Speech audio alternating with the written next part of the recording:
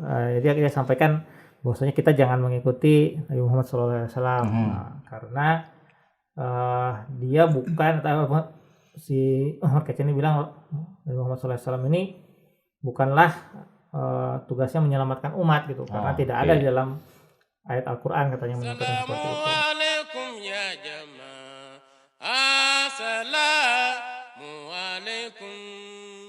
Assalamualaikum warahmatullahi wabarakatuh, Sobat Islamku Keren dimanapun kalian berada. Ketemu lagi dengan saya Syihab Ahmad dan rekan-rekan saya Muzaffar Ahmad. Saya Lutfi Julian Putra di podcast Islamku Keren, Islamku Damai, Islamku Indah, Islamku Keren. Ya. Nah, pada hari ini insya Allah kita akan membuat video reaksi ya, Pak, respon reaksi dari yang ya kemarin sempat rame gitu ya, di YouTube. Ini ada satu channel namanya channel Muhammad Kece katanya gitu ya, yang isinya kalau sekarang dicari sih udah di take down ya kayaknya di YouTube-nya.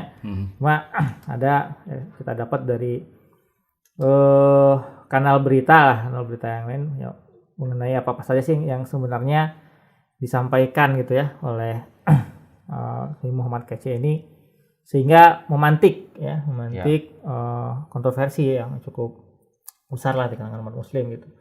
Nah, tapi kita mungkin kalau membahas semuanya lumayan banyak sebenarnya. Jadi kita lebih ke yang benar-benar disorot ini mengenai apa yang beliau sampaikan, tuduhkan kepada sosok junjungan kita Nabi besar Muhammad Rasulullah SAW. Gini ya, Bro Syihab, dan apa yang disampaikan yang disampaikan oleh Muhammad Kece ini pun itu cukup membuat gerah ya bagi ya kalangan muslim ya semua umat muslim ya, baik itu muslim yang memang keras ya ataupun yang soft juga, dengan ucapan-ucapan dia ini bikin gerah, bikin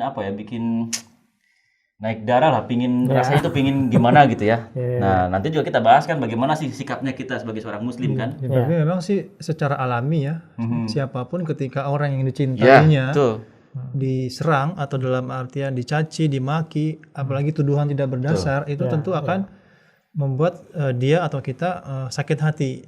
Namun mungkin bagaimana sikap yang terbaik itu nanti bisa dibahas gitu ya. Kadang juga kita ketika mendapatkan perlakuan tidak baik dari orang lain, tetapi apakah kita boleh merespon dengan perlakuan tidak baik pula atau bahkan melebihi ya kan? Atau ikut menghina misalnya ya. Nah, gitu. Apakah sama saja misalnya timbal baliknya yang dilakukan ya kita lakukan juga begitu ya, gitu. Menurut pandangan Islam seperti apa? Itu juga yang pernah dicontohkan Rasulullah SAW ya. Tapi sebelum masuk ke sana kita ini dulu nih mungkin beberapa poin ini. Iya, untuk rekan sobat keren di rumah mungkin ingin tahu nih apa saja sih yang ucapan yang beliau beliau apa dia aja yang bikin kita semua gerah ya. Ya, ada satu yang pertama ini mengenai dia sampaikan bahwasanya kita jangan mengikuti Nabi Muhammad SAW karena dia bukan, si Ahmad Kece ini bilang Nabi Muhammad SAW ini bukanlah tugasnya menyelamatkan umat gitu, karena tidak ada di dalam ayat Al-Quran katanya menyampaikan seperti itu. Bukan sebagai juru selamat lah mungkin seperti itu. Nah ini gimana nih ini tanggapan terhadap apa yang disampaikan oleh si Muhammad Kece ini, mungkin Pak Lutfi dulu kali. Ya mungkin kalau dikatakan memang ditanya apakah ada kata juru selamat secara letterlock dalam Al-Quran, memang tidak ada. Namun kita kan dalam mengekspresikan sesuatu punya beberapa cara dan gaya begitu ya. Nah, adapun ekspresi ayat Al-Quran yang mengatakan bahwa Rasulullah SAW itu diutus untuk umat manusia itu ada beberapa bahkan. Nah, diantaranya di sini Allah Subhanahu Wa Taala berfirman, A'udzubillahi minasyaitonirrajim, wa ma arsalnaka illa kafatan linnas basyiran wa nadhiran walakinna aktsarun nasi la ya'lamun. Artinya, dan tidaklah kami mengutus engkau wahai Muhammad kecuali sebagai pembawa kabar suka dan peringatan bagi seluruh umat manusia. Akan tetapi kebanyakan manusia tidak mengetahui.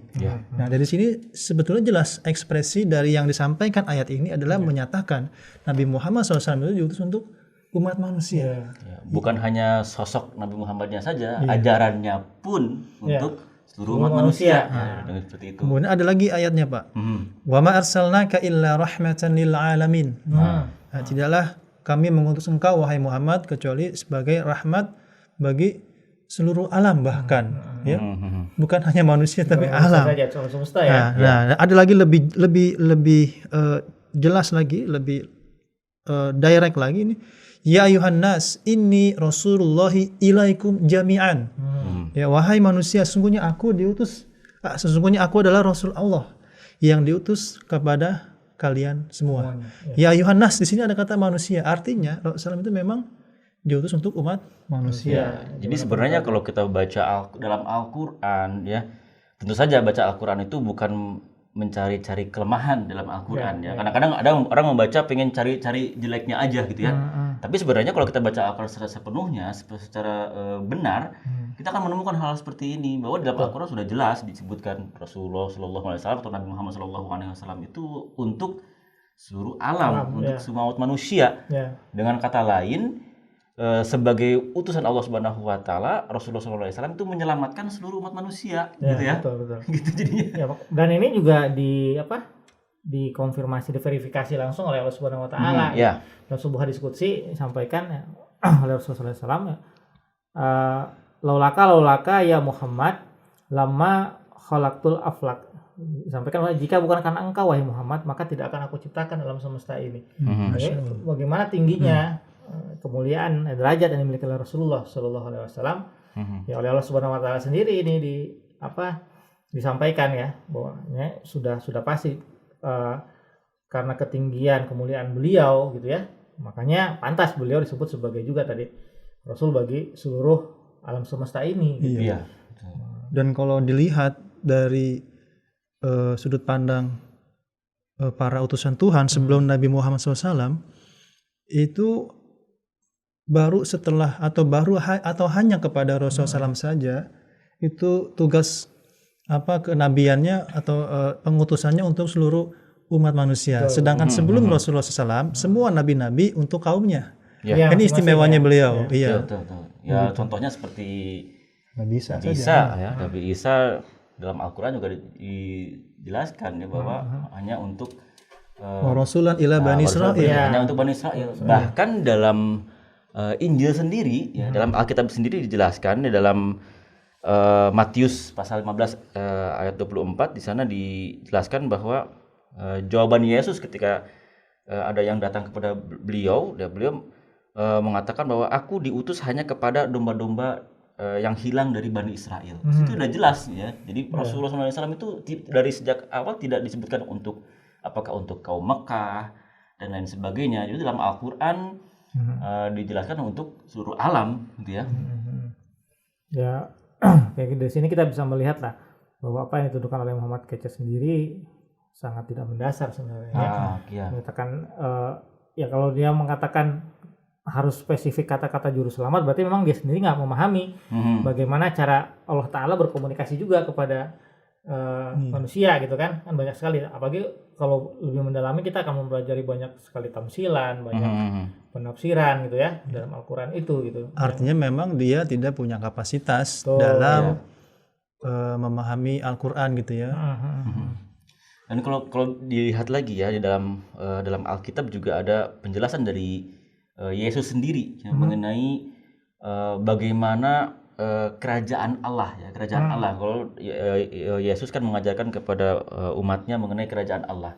Nah, dalam Matius pasal 21 ayat 43 Yesus berkata ya, bahwa aku berkata padamu bahwa kerajaan Allah akan diambil darimu, ini kepada pengikut Nabi Isa atau Yesus sendiri, dan akan diberikan kepada suatu bangsa yang akan menghasilkan buah kerajaan Allah. Nah, siapa bangsa yang disebutkan di sini? Kalau kita bisa melihat kedekatan, katakanlah sebagai janji dari Tuhan atau dari Allah Subhanahu Wa Taala kepada Nabi Ibrahim ya, bahwa keturunan Nabi Ibrahim itu akan menjadi bangsa-bangsa yang besar, ya, akan muncul orang yang menjadi juru selamat, ya, katakanlah ya.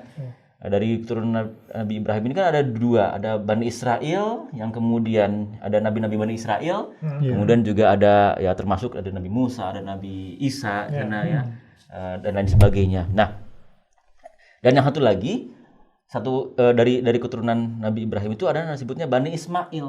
Nah, yang paling jelas bahwa kerajaan Allah itu akan dilepaskan dari Bani Israel ini, ya tentu saja ke Bani Ismail sebagai keturunan Nabi Ibrahim alaihissalam, dan di sana adalah Rasulullah SAW sebagai keturunan dari Bani Ismail. Dan terbukti juga setelah itu tidak ada lagi nabi-nabi dari Bani Israel yang diutus. Dan memang ini karena kemudian ketinggian dari Rasulullah SAW, bahkan Allah Ta'ala sendiri menyampaikan juga ke Nabi Adam alaihissalam bahwasanya kalau tidak karena akan datangnya Rasulullah SAW, maka aku juga tidak akan menciptakan engkau gitu kepada Nabi Adam. Ini ya terlihat sekali bagaimana memang Allah Ta'ala sendiri sudah mempersiapkan kedatangan Rasulullah SAW ini ya sejak adanya Nabi Adam gitu, bahwasanya dia sebagai Nabi yang paling sempurna, Nabi yang tadi menyampaikan kepada seluruh alam semesta dari itu sudah dipersiapkan oleh Allah Subhanahu Wa Ta'ala sejak terciptanya alam semesta ini gitu. Mungkin juga selain pengutusannya, kita juga bisa lihat dari kitabnya. Nah, kenapa zaman kepada Nabi Muhammad SAW sajalah, atau baru di zaman beliau lah bisa diutus seorang rasul diutus untuk semua manusia, karena memang kitab suci juga Al-Quran itu adalah kitab yang sudah sempurna. Nah, sudah sempurna, nah maka diutuslah untuk siap untuk diperuntukkan untuk semua manusia ketimbang sebelumnya yang memang belum sempurna, dan memang karena keadaan manusia pun kapasitasnya juga belum sempurna seperti setelah zaman Rasulullah SAW gitu untuk ini. Dan itu kan dijelaskan juga dalam surah As-Saff kalau tidak salah ya. Jadi Rasulullah diutus itu selain untuk mengajarkan hikmah ya seperti di ajaran yang disampaikan oleh nabi-nabi sebelumnya, juga akan menyempurnakan ajaran itu. Gitu. Oke. Ini poin pertama mungkin ya penjelasan kita di situ mungkin bisa diambil lah. Jelas sekali ya bahwa keliru kalau Nabi Muhammad datang bukan sebagai juru selamat ya. Beliau juga secara bahkan disampaikan juru selamat juga ya, sebagai pembawa kabar suka, membawa peringatan bahkan untuk seluruh alam semesta ini untuk semua manusia. Nah, yang kedua ini ada kata-kata ini agak menyesakkan kalau ini kata-katanya. Katanya Rasulullah SAW itu pengikut jin. Aduh. Tidak berdasar sekali ini. Nah, ini ya kurang paham juga dasar dari yang ya sumber yang diambil itu dari mana ya. Kalau kita melihat ya, kalau saya sendiri gini melihat Rasulullah SAW senantiasa mengajarkan kepada kita sholat 5 waktu ya. Itu 5 waktu itu yang wajibnya saja, belum tambah yang lain. Dan di setiap rakaatnya itu kan kita membaca surah Al-Fatihah. Nah, di dalam surah Al-Fatihah itu kan ada kalimat iyyaka na'budu wa iyyaka nasta'in, bahwasanya hanya kepada Engkau, hanya kepada Allah Ta'ala saja ya kita ini menyembah, dan hanya kepada Allah Ta'ala kita meminta pertolongan. Dan ini selalu dibaca, disampaikan oleh Rasulullah Sallallahu Alaihi Wasallam. Gitu. Dan ini yang diperintahkan kepada kita seluruh umat Muslim. Jadi sangat tidak mendasar kemudian mengatakan beliau sebagai followersnya jin, gitu. Ya pengikutnya jin gitu. Ya ini tidak ini sekali gitu. Kalau kita melihat ya dari sisi itu saja, mungkin saya melihat seperti itu gitu. Mungkin dari Pak Muzaffar. Ya, setiap utusan Allah Subhanahu Wa Ta'ala atau setiap nabi itu kan diutus, mereka memiliki satu pengajaran yang sama. Ya. Setiap nabi atau setiap utusan Allah Subhanahu Wa Ta'ala itu diutus ya memiliki ciri yang sama. Ciri yang sama itu apa? Mengajarkan ilmu tauhid. Mengajarkan ilmu untuk menyembah Tuhan yang Maha Esa ya, Allah Subhanahu Wa Ta'ala. Nah, sebagaimana dalam sebuah hadis yang dijelaskan oleh Rasulullah Shallallahu Alaihi Wasallam, Rasulullah SAW bersabda, "Miftahul jannati la ilaha illallah wa afdalu ma qultuhu ana wa nabiyyuna ma qalbi la ilaha illallah." Yang artinya kunci surga adalah ucapan la ilaha illallah. Adapun paling utamanya ya yang aku ucapkan, ya, kata Rasulullah SAW, ya, makul tuhu ana, aku ucapkan, wa nabiyuna, ya, maqalbi, dan nabi-nabi sebelumku adalah la ilaha illallah. Jadi di situ jelas Rasulullah SAW mengatakan bahwa ajaran aku ya ajaran la ilaha illallah, tiada Tuhan selain Allah. Tidak disebutkan ajaran jin atau apa, ya.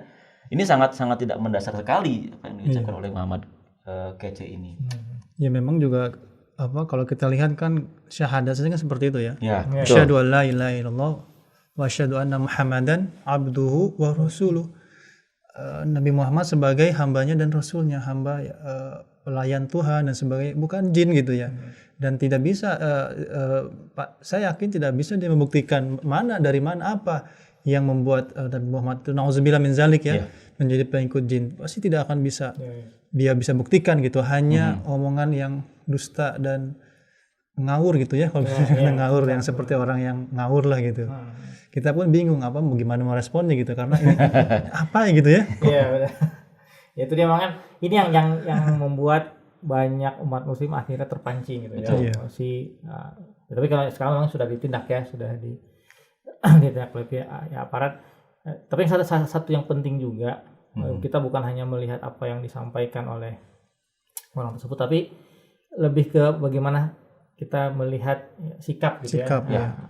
Ini sikap-sikap seperti ini saya kira bukan terbatas hanya ke agama Islam saja gitu ya. Sikap antar pemeluk agama juga memang kalau kita belajar berkaca dari kasus ini itu seperti apa itu Pak? Karena kan kita pasti diajarkan kalau rahmatan lil alamin tadi ya. Maksudnya agama Islam sendiri adalah agama rahmat, agama kasih sayang gitu ya, untuk seluruh orang gitu, bukan hanya buat umat Islam atau internal Islam saja gitu, tapi untuk seluruh umat manusia gitu. Iya, paling sikap paling pertama yang paling mendasar adalah sikap adil. Karena innallaha ya'murukum bil adil. Allah Ta'ala memerintahkan kepada kalian untuk bersikap adil. Ya, ketika ada orang yang mencaci maki ya, menghujat dan sebagainya, bagaimana sikap adil ya, paling rendah, paling dasar ya, yang bisa diambil ya. Kalau misalnya orang menyampaikan dengan pemahaman, kita harus balas dengan pemahaman juga. Jangan dibalas dengan fisik, ya, apalagi sampai menghujat juga ya, sama dengan demikian. Cacian gitu. Jadi tidak ada bedanya dengan yang menyebutkan. Jadi jangan pernah kita membalas hujatan dengan hujatan lagi, apalagi secara fisik yang mungkin memang kita sangat sakit hati ya. Tapi apakah misalnya saya pukul pasti marah gitu ya, terus mukul saya atau bahkan nauzubillah malah membunuh saya. Ya walaupun pertama salah saya, tapi karena sikap yang demikian jadi dua-duanya salah gitu kan. Nah, jangan sampai kita juga ikut salah gitu. Dan Islam sangat indah mengajarkan bagaimana seharusnya kita bersikap dalam menghadapi orang seperti ini gitu. Dan juga setiap pemeluk agama dituntut kedewasaan dalam memahami ajaran agamanya. Maksudnya kedewasaan dalam memahami ajaran agama itu jangan hal yang seperti ini kemudian memancing ya pemeluk agama yang lainnya, misalkan dari agama yang lain kepada ada berbuat tidak baik kepada umat Islam misalnya, kemudian memancing kita untuk sama seperti itu. Harus diperlukan kedewasaan. Kita sebagai umat muslim jangan sampai membuat sesuatu hal yang sama atau yang lebih buruk seperti itu. Ataupun misalnya ketika ada yang terpancing dari umat yang lain pun ya, ini sikap toleransi kan perlu kedewasaan ya. Ya jangan kemudian membalas lagi. Kalau seperti itu tidak akan ada selesai-selesainya. Padahal hal itu bisa diobrolkan dengan dengan hikmah dengan baik. Ya kan kita juga diperintahkan qulu qaulan sadida kan maksudnya sampaikannya dengan perkataan yang baik, dengan perkataan yang benar. Itu insya Allah orang yang terbuka hatinya akan mengambil kebenaran gitu ya, apa yang kita sampaikan gitu. Dan di Al-Quran di ayat lain juga disampaikan bagaimana kita bersikap atau menyeru kan, ini kan bagian dari agama ya, seruan kepada Tuhan kan. Allah Ta'ala berfirman ud'u ila sabili rabbika bil hikmah, ajaklah ke jalan Tuhanmu dengan hikmah ya, wajadilhum billati hi ahsan, bermujadalah lah atau berdebatlah atau berdiskusilah dengan bil ihsan, dengan ihsan gitu. Jadi kebaikan, dengan yang cara yang terbaik, bukan dengan cara yang justru malah menimbulkan kontraproduktif, bahkan menambah masalah. Nah, ini harus dipegang oleh kita semua gitu dalam menyikapi. Kalau kita sudah banyak sering sekali ya dalam cacian-cacian yang didapatkan ya, mengarah kepada kita ya, baik itu kepada Rasulullah SAW atau kepada ajaran Islam. Nah, bagaimana kita sebagai seorang Muslim untuk menampilkan bahwa Islam itu merupakan agama yang diridhoi oleh Allah Subhanahu Wa Taala. Ya, ajaran Islam, Al-Quran itu sebagai pedoman umat manusia. Nah, salah satu caranya adalah dengan kita semua mencoba untuk menampilkan keindahan Islam. Itu kalau kita merespon hal-hal yang bersifat negatif dan tidak baik dengan kekerasan atau dengan ketidakindahan, bagaimana orang akan melihat keindahan Islam itu? Tapi kita harus perlihatkan bahwa ajaran Islam itu adalah ajaran yang indah, sehingga orang-orang tertarik dengan keindahan itu. Itulah yang disampaikan, yang diajarkan Rasulullah SAW. Bagaimana Rasulullah SAW dulu ya. Ketika di Makkah ya, masa-masa itu para sahabat bahkan Rasulullah mendapatkan ancaman, penganiayaan dan lain sebagainya. Tapi apa yang dilakukan Rasulullah SAW? Ya, Rasulullah membalasnya dengan keindahan, dengan kebaikan. Ya, jadi pastinya banyak sekali contoh yang bisa diambil dari kehidupan Rasulullah yang sangat luhur akhlaknya, yang mungkin kita sebagai umat muslim sudah jarang mempelajarinya atau bahkan meneladaninya. Padahal sebetulnya ada banyak sekali Pak itu contoh-contoh Rasulullah ketika sedang sujud ya, beribadah ditimpa dengan kotoran unta ya, jeroan unta gitu ya, jeroan unta. Kemudian juga beliau jalan ke dilempari batu. ya. Apakah beliau dengan hujan? Tidak, justru dengan akhlak yang baik, sehingga orang itu tertarik, yang tadinya dia musuh menjadi teman, bahkan teman yang dekat.